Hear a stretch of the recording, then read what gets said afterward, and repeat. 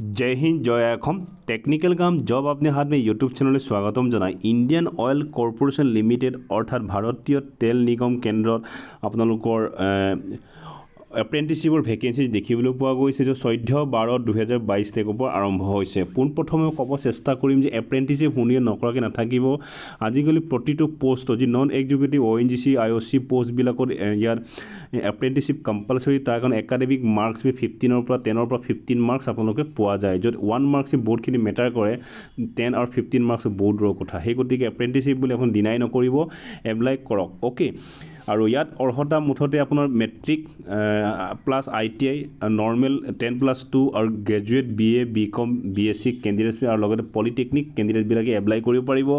apply কৰাৰ প্ৰক্ৰিয়া কেনে ধৰণৰ লাষ্ট ডেট কেতিয়া হ'ব আৰু কোনটো পোষ্টত কিমানখিনি ভেকেন্সিজ আছে এলিজিবল ক্ৰিয়েটিভলে কেনে ধৰণৰ সম্পূৰ্ণ তথ্য মই দিব চেষ্টা কৰিম আজিৰ ভিডিঅ'ত যদিহে পোনপ্ৰথমবাৰ এই চেনেললৈ আহিছে কাইলৈ ভিডিঅ' সাবস্ক্ৰাইব লাইক লগতে বেল আইকনটো প্ৰেছ কৰিব এনে ধৰণৰ জব ৰিগাৰ্ডিং ভিডিঅ' কন্টিনিউ পাই থাকিব কাৰণ তেন্তে ভিডিঅ'টো কন্টিনিউ কৰিছোঁ য'ত ইণ্ডিয়ান অইল কৰ্পোৰেশ্যন লিমিটেড ভাৰতীয়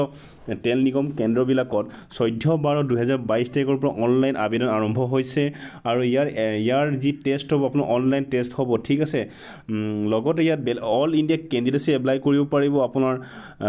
all India candidate male and female কেণ্ডিডেটছবিলাক এপ্লাই কৰিব যোনবিলাক ইলিজিবল কেণ্ডিডেট আছে মই সকলোবিলাক ষ্টেটৰ কথা ক'ব নোখোজোঁ মেইন মই যি অসমৰ কথা কৈছোঁ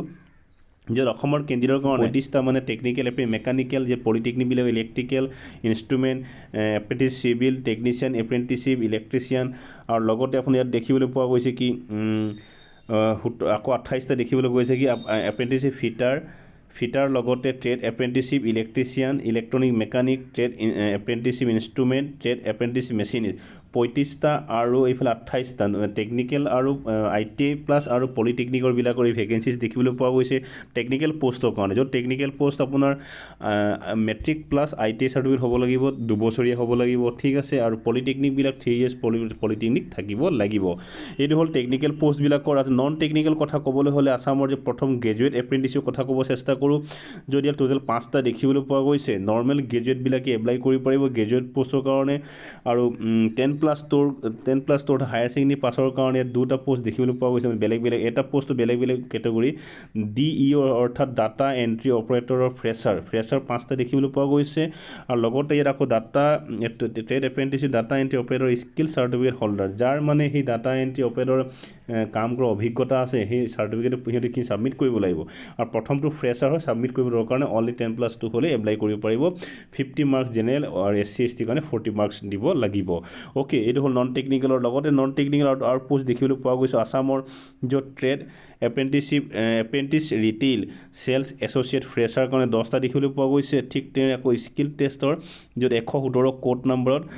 ট্ৰেড এপ্ৰেন্টিছ ৰিটেইলৰ কাৰণে এটা পোষ্ট দেখিবলৈ পোৱা গৈছে এই ডিস্ক কোডবিলাক কোড ৱাইজ আছে যিহেতু বহুতখিনি ষ্টেটৰ কাৰণে বেলেগ ভেকেন্সিজ পোষ্ট ৰিলিজ কৰা হৈছে তো সেইটো কোড দিয়া আছে ঠিক আছে অসমৰ কেণ্ডিডেটখন বহুতখিনি ইয়াত ভেকেন্সিজ দেখিবলৈ পোৱা গৈছে টেকনিক্যাল আৰু নন টেকনিক্যাল কেণ্ডিডেটবিলাকে এপ্লাই কৰিব পাৰিব আৰু এপ্লাই কৰাৰ প্ৰক্ৰিয়া সম্পূৰ্ণ মই বুজাব চেষ্টা কৰিম অলৰেডি অসমৰটো শেষ হ'ল বাকীকেইটা আদাৰ ষ্টেটৰ হয় আদাৰ ষ্টেটৰ ক'ব দৰকাৰ নাই টোটেল আপোনাৰ 1700+ অধিক ইয়াত ভেকেন্সিজ দেখিবলৈ পোৱা গৈছে ওকে পোনপ্ৰথমে আকৌ এবাৰ মই জনাব চেষ্টা কৰোঁ ইয়াত প্ৰেছক্ৰাইব যি আপোনাৰ কোৱালিফিকেশ্যন ইলিজিবল ক্ৰাইটেৰিয়া এনে ধৰণৰ য'ত 107 দিয়া আছে 108 109 110 এইবিলাকত 10 মেট্ৰিকৰ লগতে ৰেগুলাৰ ফুল টাইম হ'ব লাগিব 2 বছৰীয়া NCVT আৰু SCVT সাৰ্টিফিকেট থাকিব লাগিব ঠিক ইলেক্ট্ৰিচিয়ান চিম NCVT আৰু SCVT সাৰ্টিফিকেট থাকিব লাগিব মেট্ৰিক পাছ কৰি এইটো হ'ল আপোনালোকৰ টেকনিক্যালৰ ITI লেভেলৰ আৰু নন আৰু টেকনিক্যালৰে আপোনাৰ যি ডিপ্লোমা হোল্ডাৰ বিলাকৰ পলিটেকনিক বিলাকৰ কাৰণে 3 বছৰ ইলেক্ট্ৰিচিয়ান ৰেগুলাৰ ডিপ্লোমা থাকিব লাগিব লগতে 50 মাৰ্কস জেনেৰেল আৰু 45 মাৰ্কস আপোনাৰ কাৰ লাগিব OBC SC ST NSL কাষ্টৰ বিলাকৰ কাৰণে এইটো হ'ল এলিজিবল ক্ৰাইটেৰিয়া বাকি নৰ্মেল যি আপোনাৰ DEO হৈ গ'ল গ্ৰেজুৱেট ট্ৰেইনি বিলাকৰ কাৰণে বিশেষ একো নাই 10+2 সাৰ্টিফিকেট আৰু গ্ৰেজুৱেট সাৰ্টিফিকেট সাবমিট কৰিলে হ'ব BA BSc বিলাকৰ ঠিক আছে BSc আৰু BCom বিলাকৰ কাৰণে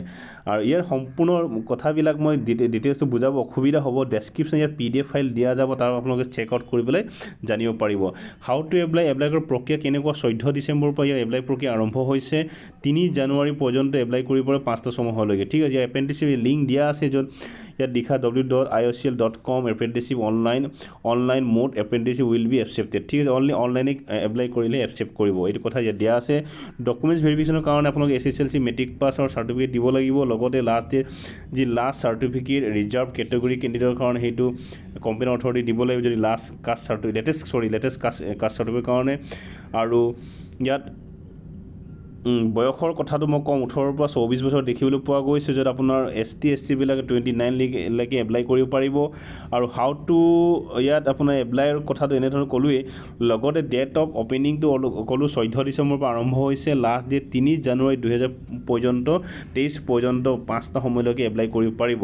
ঠিক আছে অনলাইন টেষ্ট হ'ব will be intimated through register email ID SMS এইটো কথা ধ্যান দিব আগতো মই ONGC বিলাকত বহুতখিনি মই ইয়াৰ এইটো ৰিগাৰ্ডিং মানে এপ্ৰেণ্টিছশ্বিপ জবৰ ৰিগাৰ্ডিঙত মই ভিডিঅ' আপলোড কৰিছোঁ তাত বহুতখিনি ৰেছপন্স পালোঁ কিন্তু বহুতখিনি কুৱেশ্যন আহিছিলে কি মেইলবিলাক পোৱা নাই আচলতে SMS বিলাক পোৱা নাই সেই গতিকে এক্টিভ ইমেইল আৰু এক্টিভ মোবাইল নাম্বাৰ দিব লগতে পাছৱৰ্ড সকলোবিলাক এটা ডায়েৰী বা কিবা এটাত ছেভ কৰি লিখি থৈ দিব ঠিক আছে যেহেতু আজিকালি অনলাইনৰ হয় ডিজিটেল হয় যিমানখিনি কৰস্পণ্ডেঞ্চ হ'ব অনলাইন ইমেইল আৰু SMS দিব আপোনালোকক ইয়াৰ ইণ্টিমেশ্যন জনোৱা যাব তেন্তে আজি মই আপডেট দিব চেষ্টা কৰিলোঁ যদিহে ভিডিঅ'টো ভাল লাগিছে ছাবস্ক্ৰাইব লাইক আৰু বন্ধুসকলে শ্বেয়াৰ কৰক যোনবিলাকে তুমি যদি ইলিজিবল নহয় বেলেগ যদি ইলিজিবল হয় সিহঁতেও পাওক সেই অপৰচুনিটিটো পাবলৈ সক্ষম হওক আজি ভিডিঅ' এই যায় যদি ভিডিঅ'টো ভাল লাগিছে ছাবস্ক্ৰাইব লাইক আৰু শ্বেয়াৰ কৰিব নাপাহৰিব জয় হিন্দ জয় অসম